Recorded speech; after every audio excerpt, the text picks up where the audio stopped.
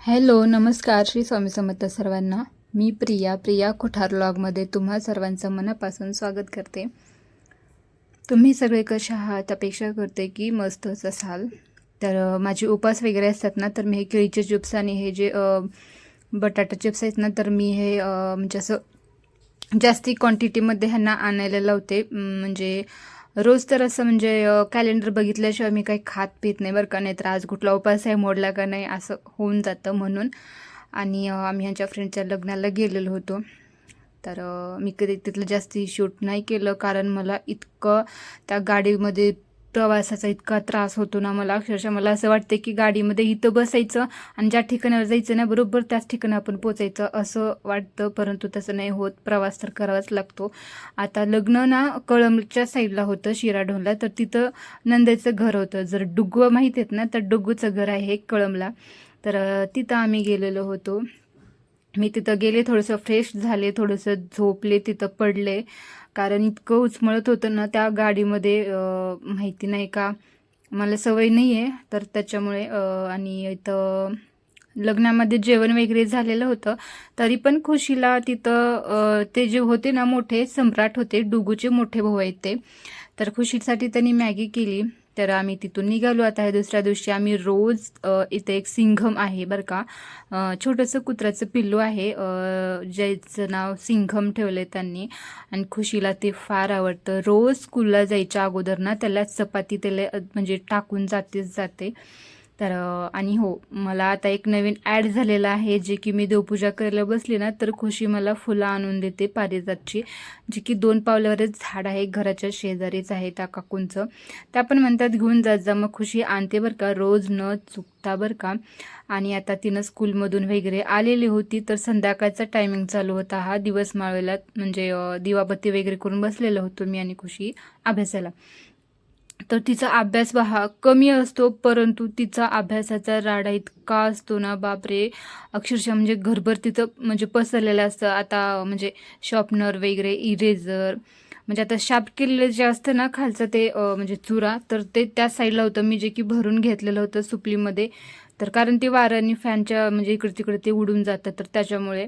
आणि तुम्ही बघत असाल इतकं म्हणजे 1-2 पेज तिचा अभ्यास असतो, परंतु असा राडा मांडलेला असतो ना तिनं घरामध्ये अक्षरशः. तर असो, तिनं मन लावून अभ्यास करते तेवढंच बास झालं. कारण आजकालच्या लेकरांना खूप अभ्यास करा असं असतं, परंतु खुशीचं तसं नाही आहे बरं का. जरी रात्री तिला अभ्यास नाही जमलं करणं, तर सकाळी लवकर उठून तिचं आवरून ना सकाळी ती अभ्यासाला बसते. तिच्या ह्याच्यावर मला इतका लाड येतो ना एकदम असं. तर असं, आता दुसऱ्या दिवशी वटपौर्णिमा होती, जे की पुरणाचा स्वयंपाक असतो. मला तर फार पुरणाचा स्वयंपाक आवडतो. मी रोज पुरणपोळी खायला तयार आहे. तर असं मी रात्रीच इथं ना हरभऱ्याची डाळ भिजत ठेवते थोडंसं. गरम पाण्यामध्ये नाही बरं का, मी थंड पाण्यामध्येच भिजत ठेवते, कारण रात्रभर ती भिजणारच आहे, गरम असो किंवा थंड पाणी असो. म्हणून मी गरम पाण्यामध्ये नाही भिजत ठेवत, थंड पाण्यामध्येच असं भिजत ठेवते हरभऱ्याची डाळ. म्हणजे सकाळी उठलं ना की आंघोळ वगैरे करून पटकन कुकरला डाळ लावून टाकायची, फक्त 3 शिट्ट्यामध्ये डाळ शिजून निघते. आणि आणि मग लवकर पण आपला स्वयंपाक होतो, म्हणजे फास्टमध्ये थोडासा केला जातो. कारण मला दुसऱ्या दिवशी ना खुशीला स्कूलमध्ये पाठवून म्हणजे तिचा टिफिन तयार करून चपाती भाजी सेपरेट करून मला हे पूर्णाचं वेगळं करायचं होतं. तर गूळ वगैरे सगळं मी अगोदरच म्हणजे चाकून असं कापून ठेवलेलं होतं. हे गूळ ना मी खुशी मला किराणा लिस्ट लिहून दिलं ना, ती मला आणून देते. तर असं जे काही सामान असं भरपूर आणायचं असेल तर मी ह्यांना सांगते, म्हणजे अशी मोठी लिस्ट. परंतु एक किरकोळ सामान असतं ना की अरे हे संपलं, हे राहिलं, ते मी खुशीला असं पाठवत असते. तर तिने गूळ आणली होती, ते गूळ इतकं छान असं लागत होतं ना. तर असो, दुसऱ्या दिवशी आता लवकर उठून आवरून जायचं होतं, म्हणजे 12:30पर्यंत मी आवरत असते, कुठली का पूजा वगैरे असणं. तर मी रात्रीच असं हे ताट तयार करून ठेवते नेहण्याचं, गहू वगैरे. त्याच्यामध्ये फक्त जांभळं आणि उंबरं वगैरे करायचे असतात, आणि दूध वगैरे आणि पाणी. तर जे काय आपलं म्हणजे जे काय आपलं कोरडं सामान असतं ना, ते मी आदल्या दिवशी असं ताट तयार करून ठेवते. आणि हा एक व्हिडिओ मी खूप दिवस म्हणजे काढलेला होता. हे कर्दळे आहे का हळकुंड आहे मला माहीत नाही आहे, परंतु किती छान असं हे झाड आले ना. मी ह्याला अजिबात पाणी टाकत नाही, कारण पाणी टाकले की हे वाळून जातं म्हणून. तर असो, पावसाचं पाणी झाडांसाठी अमृत असतं म्हणतात. तर माझी झाडं तर इतकी वाढलीत ना त्याला ना, म्हणजे असं मी एकदा बागेमध्ये गेल्यानंतर आईनी मला हे इथलं कोंब काढून दिलं होतं, जे की तिथंही कोणी त्याची काळजी घेणार आहे असं, पण तिथं वाळूनच चाललं होतं. म्हणून मी आईनं म्हटलं की हे काढून द्या, आपण घरी लावूयात. तर पाहताय ना तुम्ही, ह्याला कोंब फुटलं आहे छान, खूप छान असं आलेलं आहे. आता फूल कसं लागणार आहे माहिती नाही. तर आता फुल बहुतेक त्याला पांढरंच लागणार आहे. तर असो, आता आम्हाला पौर्णिमेची सकाळची तयारी करायची होती, की रात्री आमचा असला धिंगाणा चालू असतो ना माझा, खुशीचा आणि खुशीच्या बाबाचा. तर मी चुडे वगैरे घातलेली होती. म्हणजे पहा ना, खुशीला मी जे करेल ते तिला करायचंच असतं. मी चुडे घातले, तर तिनं पण चुडे घातली बरं का, दोन्ही पण हातामध्ये. मला पण तू चुडे बसव म्हटली. तर पाहताय ना तुम्ही, तिला दोन्ही हातामध्ये मी चुडे, आणि माझ्या हातांमध्ये ना अहोनी चुडे बांधलेली होती. आणि मेहंदी वगैरे, म्हणजे मी मेहंदी काढायच्या आधी तिलाच मेहंदी काढायची असते. मी चुडे भरायच्या आधी तिलाच चुडे वगैरे सगळं करायचं असतं. तर असं तिला मी व्हिडिओ चालू केला असं म्हटल्यानंतर तुम्ही पाहताना एकदम स्लो मोशनमध्ये तिथं असं चालू होतं. म्हणजे इतका असा धिंगाणा चालू होता ना आदल्या दिवशी आमचा. तर आणि हे पहा, मी छोटंसंच फूल काढलेलं आहे, कारण फेशियलला क्लीनअपला वगैरे असं माझ्यात म्हणजे लेडीज आल्या ना, तर त्यांना ते मेहंदी ना परत असं टोचती. तर असं म्हटलं ह्यावेळेस छोटीशीच मेहंदी काढावी म्हटलं. पुढून मागटून 2 फुलं काढली. आणि हो, प्रत्येक सणाला प्रत्येक म्हणजे प्रत्येक वेळी नाही, फक्त संक्रांत आणि हे जे वटपौर्णिमेचा उपवास असतो ना, तर ह्यांनी माझ्या हातात चुडे भरते, ह्यांनी माझ्या हातामध्ये मेहंदी काढतात हातावरती. तर आज पण मी ह्यांनाच सांगितलेलं होतं. रात्रीचे अक्षरशः 10:30-11 वाजलेले होते. इतका उशिरापर्यंत आम्ही जागरण करत होतो. इतकं तिघंच भूत असं धिंगाणा चालू होता.